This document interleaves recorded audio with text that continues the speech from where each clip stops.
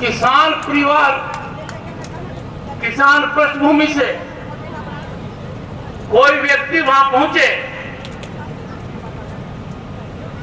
मैं समझता हूं संविधान निर्माताओं की आत्मा को बहुत बड़ा सुख मिला होगा। मैं हमेशा प्रयासरत रहूंगा, कोई भी बालक और बालिका किसी भी स्थिति में पैसे की वजह से आगे बढ़ने से न आप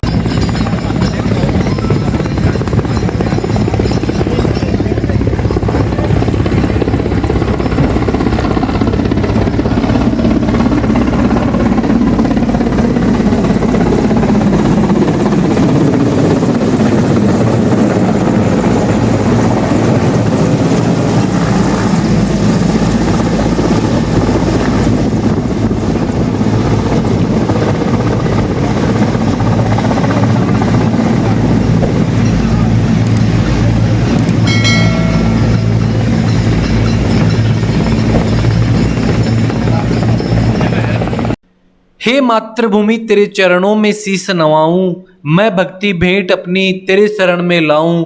माथे पे तू हो चंदन, छाती पे तू हो माला, जिव्या पे गीत तू हो तेरा ही नाम गाऊं। जिससे सपूत उपजे श्री राम कृष्ण जैसे, उस धूल को मैं निज शीस पे चढ़ाऊं।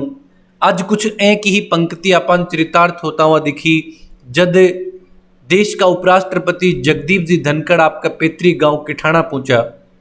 सेना का हेलीकॉप्टर नीचे उतरता ही सौ पहली जगदीप जी धनखड़ आपकी मातृभूमि ने नमन करो, बी के बाद में बैठे उपस्थित जो नागरिक हा को नागरिक अभिनंदन करो।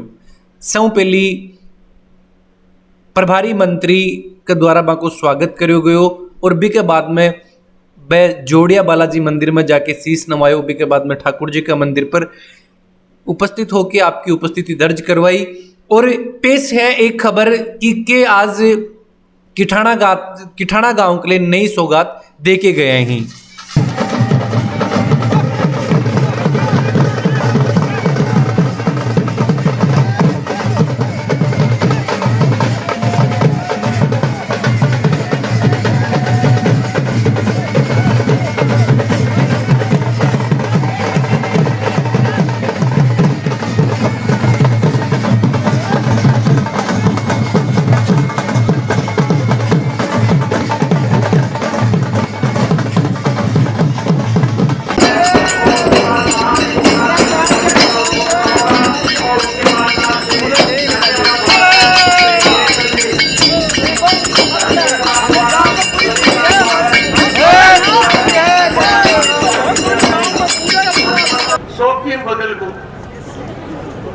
पूरी तरह बदल गो।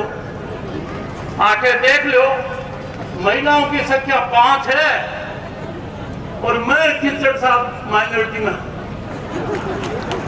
जो हिंदुस्तान को बदलता स्वरूप है। और यो बदलाव आके ही पूरी, यो बदलाव देश में ऊपरतानी है। देश की सबसे बड़ी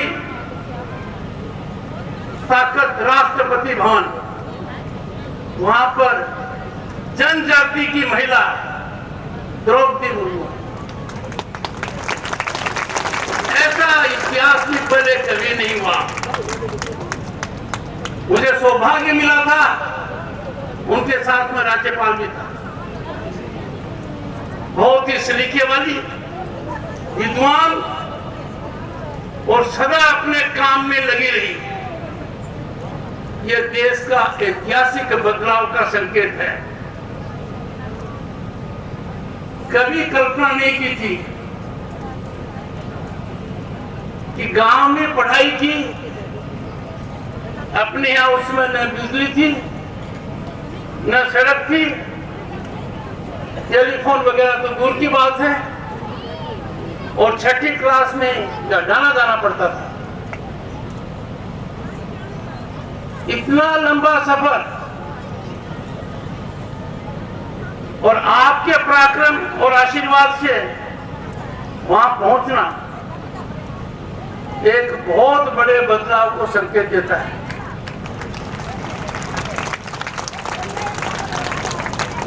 किसान परिवार, किसान पृष्ठभूमि से कोई व्यक्ति वहां पहुंचे, मैं समझता हूं संविधान निर्माताओं की आत्मा को बहुत बड़ा सुख मिला होगा।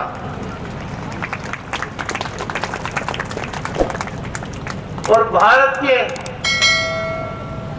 प्रधानमंत्री पद पर विराजमान नरेंद्र मोदी जी जब उनकी पृष्ठभूमि देखते हैं तो लगता है हालात अब बहुत बेहतर होते जा रहे हैं। नरेंद्र खच्चर जी के बारे में एक बात कहूंगा, ये मेरे लिए बहुत शुभ है। कोई खास कारण है। जब मैं लोकसभा में जा रहा था संसद परिसर में, तो हम और खच्चर जी एक ही गाड़ी में बैठ कर गए थे। और जब मैं वापस आया तो मेरी नियुक्ति पश्चिम बंगाल के राज्यपाल के पद पर हुई। यह घटना इनको भी याद है और मुझे भी बखूबी याद है। कोई दिन ऐसा नहीं गया है जब किसान, गरीब, अनुसूचित जनजाति के व्यक्ति की और किठाना गांव की बात मेरे दिल में न हो।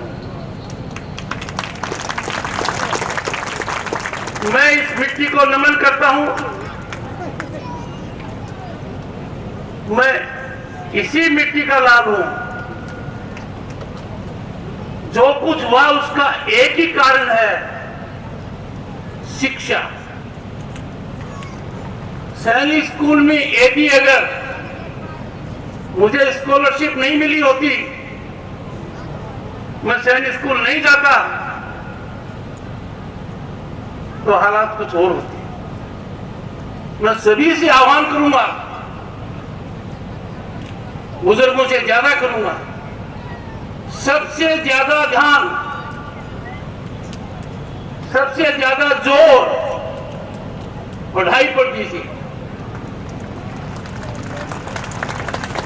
और एक बात का खास ध्यान रखिए, बच्चों और बच्चियों के ऊपर टेंशन मत रखिए, स्ट्रेस मत रखिए। वो जो करना चाहें वो करने दीजिए। मुझे वो दिन याद है, उस दिन को मैं कभी नहीं भूल पाऊंगा, जब 1979-80 में जयपुर में बैंक ऑफ बड़ौदा में गया और वकील की लाइब्रेरी के लिए मैंने 6000 का कर्जा लिया। आज हालात ये हैं कि किसी के पास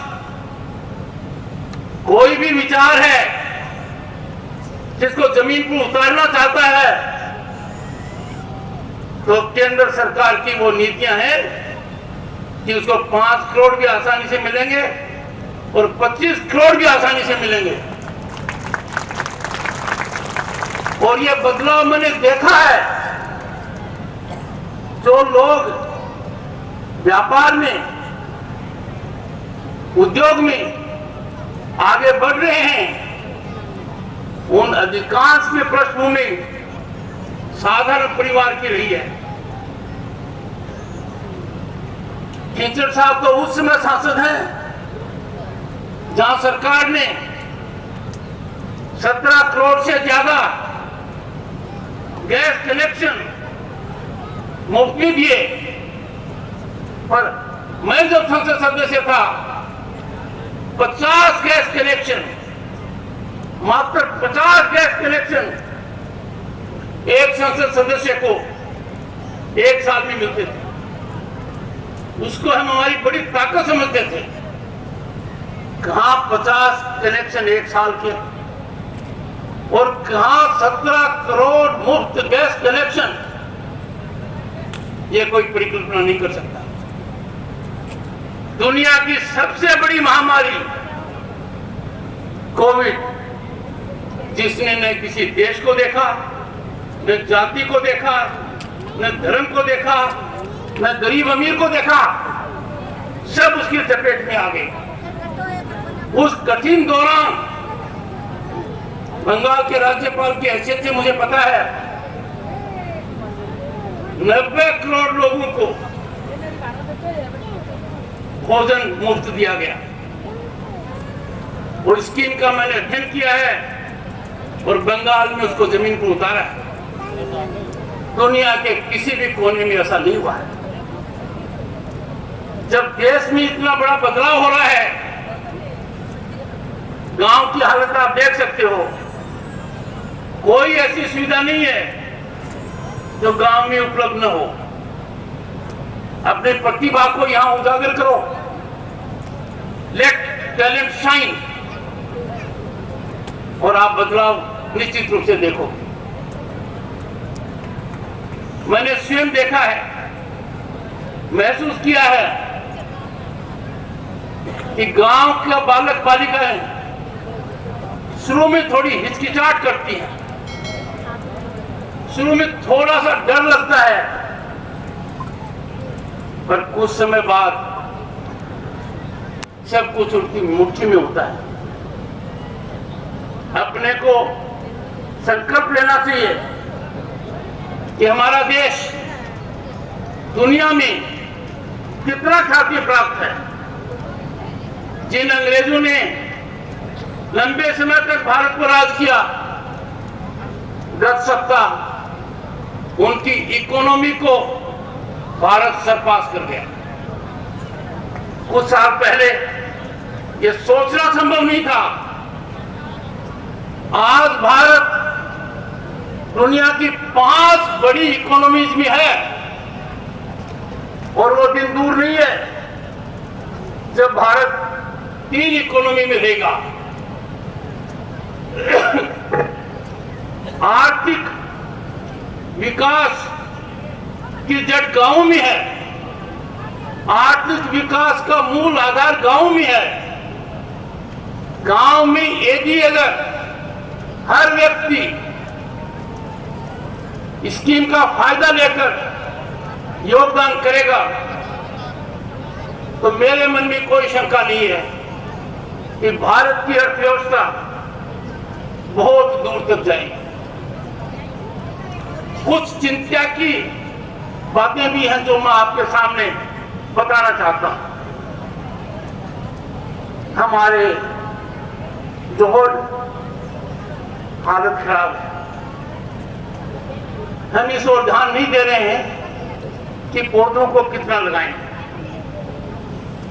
आज भी गांव के अंदर पर्याप्त सब्जी नहीं होती है। मेरा आग्रह रहेगा कृषि क्षेत्र के अंदर पूरा जोर लगाया जाए।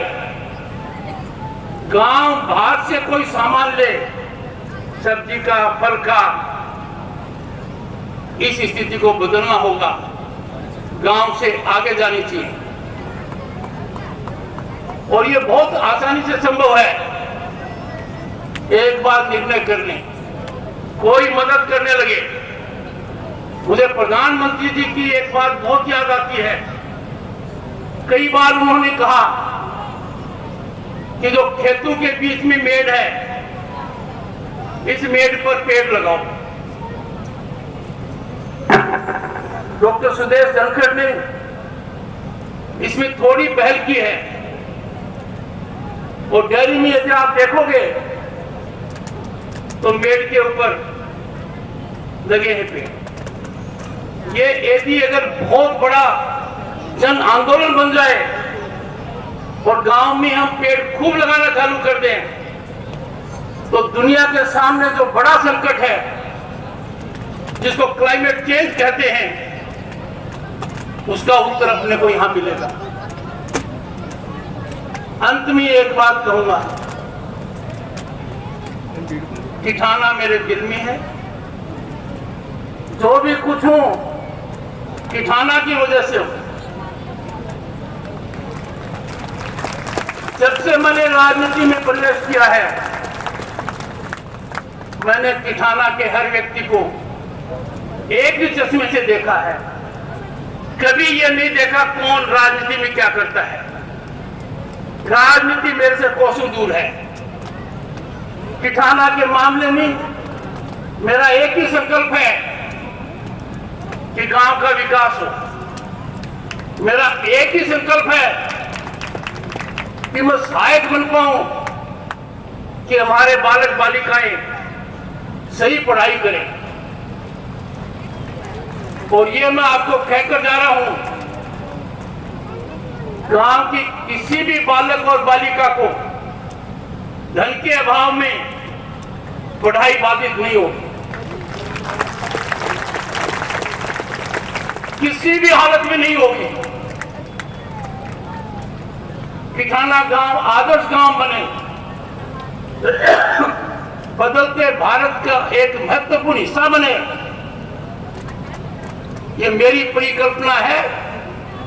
तो संभव तभी होगा जब आप लोगों का सहयोग मिलेगा। ये विषय गांव का विकास, गांव के बच्चे बच्चियां आगे बढ़े, गांव के नवयुवक प्रशिक्षित रहें, जो खेती कर रहे हैं वो नई नई टेक्नोलॉजी का उपयोग करें, ये मेरी कामना है। इन सब बातों को गैर राजनीतिक चश्मे से देखकर हमको जमीन पर उतारना है। दो समस्याएं मैंने राज्यपाल और उपराष्ट्रपति पद पर महसूस की। जिस गाड़ी में हम बैठते हैं, सुरक्षा की दृष्टि से उसके शीशे नीचे नहीं होते।